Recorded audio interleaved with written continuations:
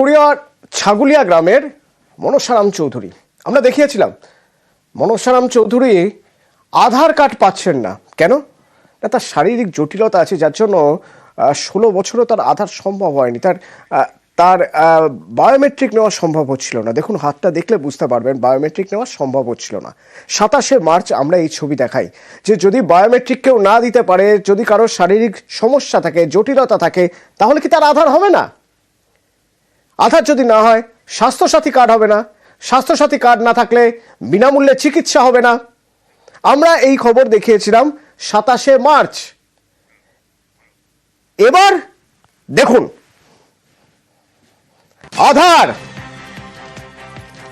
আধার পেয়েছেন মনসারাম চৌধুরী।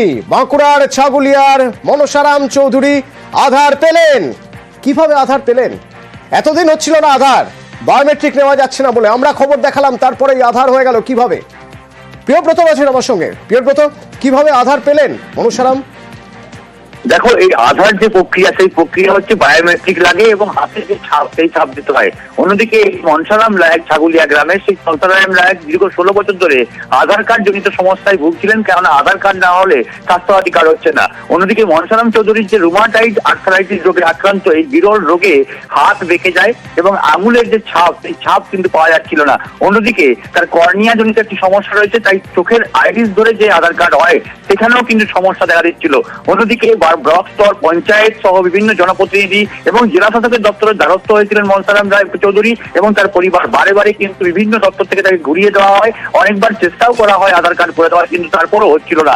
আমরা সেই খবর প্রকাশ করি যে এই মনসারাম বাবুর যে বিরল রোগে আক্রান্ত, আস্তে আস্তে মৃত্যুর দিকে ঢলে পড়বে যদি তার আধার কার্ড হয়, আধার কার্ড করে দেওয়া হয় সেই ব্যবস্থা।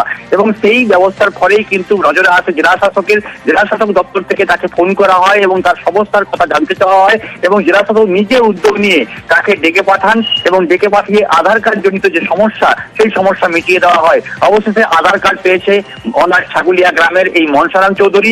মনসারাম চৌধুরী যেমন নিউজ 18 বাংলাকে ধন্যবাদ জানাচ্ছে, এর পাশাপাশি তার পরিবারও ধন্যবাদ জানাচ্ছে, কেননা 16 বছর ধরে দীর্ঘ যে লড়াই তারা চালিয়ে যাচ্ছিলেন, তারপরও কিন্তু আধার কার্ড মেলেনি। তাই স্বাস্থ্যসাথী জনিত যে সমস্যা, যে অপারেশন করতে হবে, যে ব্যয়বহুল, এই দিনকারী পরিবারের সেই ব্যয়বহুল অপারেশন তারা করতে পারছিলেন না। সেই আশা করা যায় মনসারাম চৌধুরীর এবার চিকিৎসার, বিনা পয়সা চিকিৎসার একটা ব্যবস্থা হবে। কারণ শুধুমাত্র চিকিৎসাই কেন, বিভিন্ন জায়গায় ব্যাংক অ্যাকাউন্ট খোলা থেকে শুরু করে সব জায়গাতেই তো আধার লাগতো, সেই জটিলতা এবার মিটবে, কারণ এবার মনসারামের হাতে আধার।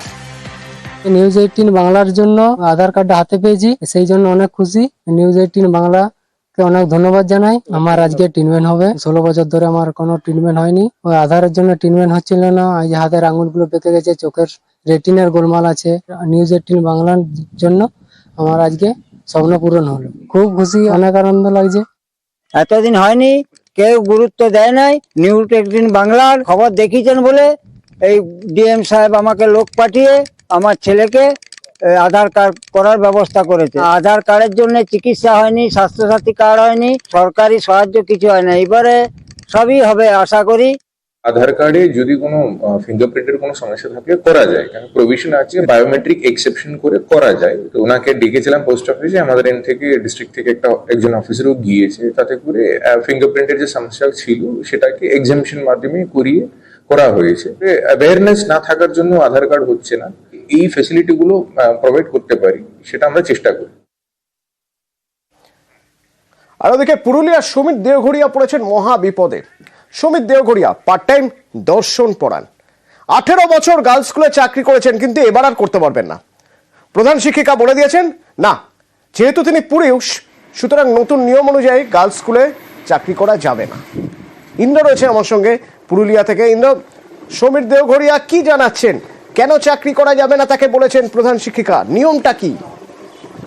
দেখো, একেবারেই 18 বছর ধরে যে শিক্ষকতা করছেন তিনি একটি স্কুলে এবং লক্ষণপুর যোগদা সংঘ উচ্চ বিদ্যালয়ে, কন্যা উচ্চ বিদ্যালয়ে তিনি শিক্ষকতা করছেন 18 বছর ধরে, এবং এরপরে হঠাৎ করে তাকে জানানো হয় যে তিনি পুরুষ বলেই এই স্কুলে আর শিক্ষকতা করা যাবে না, তাকে একেবারেই রিজাইন দিতে বলা হয়, পদত্যাগ করতে বলা হয় এবং স্কুলের যে জজ আছে তিনি তার পরদিন থেকে না আসেন।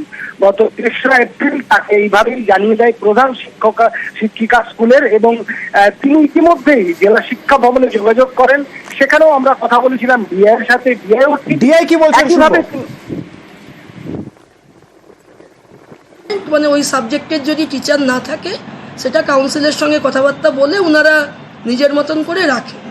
তো এটা আমার আপনাদের কথা শুনে যা মনে হচ্ছে এটা এই ধরনেরই কোনো ব্যাপার, যেটা স্কুল তার ওন অ্যারেঞ্জমেন্টে টেম্পোরারিলি নিয়োগ করেছে আর কি। এগুলো তো স্কুলের পুরোপুরি নিজস্ব ব্যাপার, এই সংক্রান্ত আমাদের কাছে কোনো তথ্য বা এনাদের যে নিয়োগের যে ডকুমেন্ট ডিআই অফিসে জমা থাকে এরকম কোনো ব্যাপার নয়। ওগুলো কিন্তু স্কুল নিজেদেরই লোকালি অ্যাভেলেবিলিটি অনুসারে স্কুল ম্যানেজিং কমিটি ডিসিশন নেয় এবং তাদেরই সিদ্ধান্ত যেটা নেয় তাদেরই চূড়ান্ত সিদ্ধান্ত।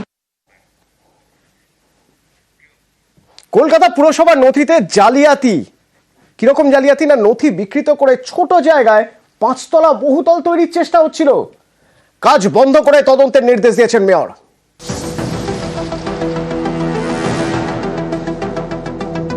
খুব বেশি হলে 3তলা তোলা যায়, সেখানেই 5তলা করার ছাড়পত্র। পুরসভার নথি বিকৃত করে বহুতল তৈরির চেষ্টা। একটা রেসিডেন্সিয়াল জায়গা ছিল, সেটার মধ্যে 1 কাঠা সামথিং, সেটাকে ট্যাম্পার্ড করে যাতে অনেক 142 করে তার মধ্যে ফলস ভাড়াটে ঢুকিয়ে এটাকে 5তলা একটা প্ল্যান স্যাংশনের জন্য দেওয়া হয়েছে। ইন্টারনাল ভিজিলেন্সকেও দিয়েছি, যেটা কিভাবে কারা কারা এটা আইবি কপিটাকে চেঞ্জ করলো সেটা নিয়ে আমরা ইন্টারনাল একটা এনকোয়ারিও দিয়েছি এবং ভিজিলেন্সকে এই কেসটা দিয়েছি।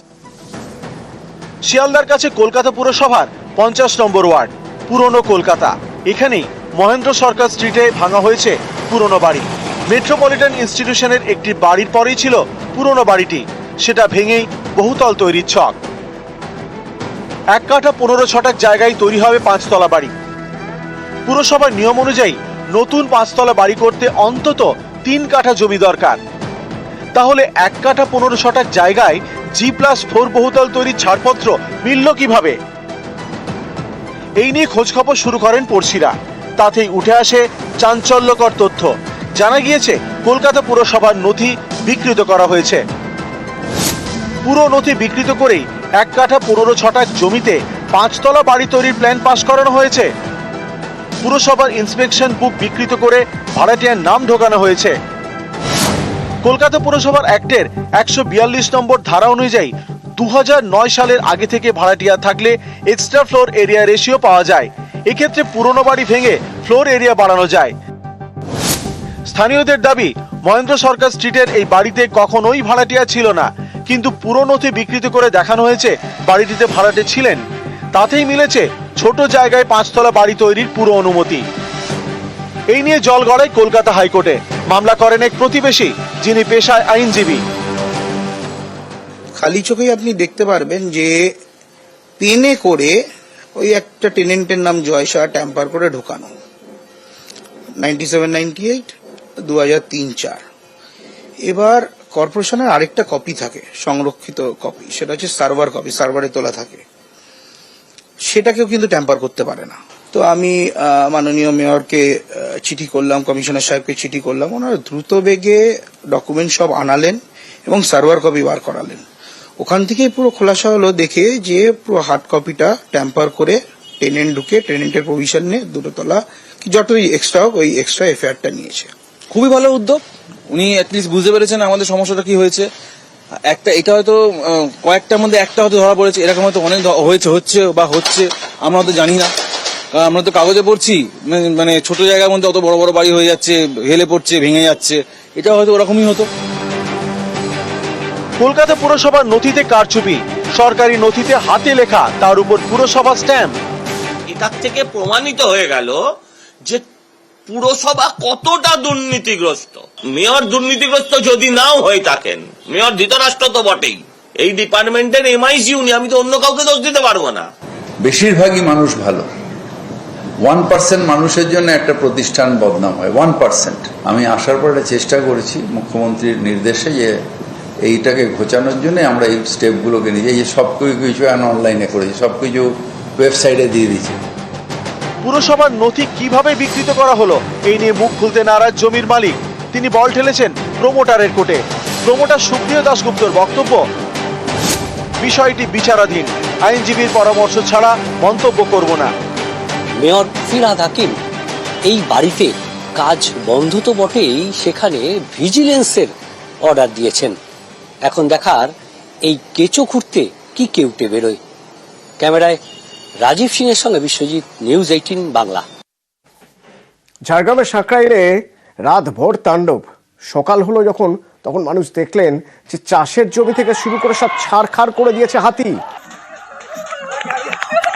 এবার মানুষের মধ্যে ক্ষোভ শুরু হয়েছে যে বন দপ্তর তাহলে কি করছে? এভাবে যদি লোকালয়ে হাতির তাণ্ডব হয় তাহলে তাদের চাষের জমি নষ্ট হচ্ছে ঘর বাড়ি, রাত ভোর জেগে থাকতে হচ্ছে ভয়ে ভয়ে।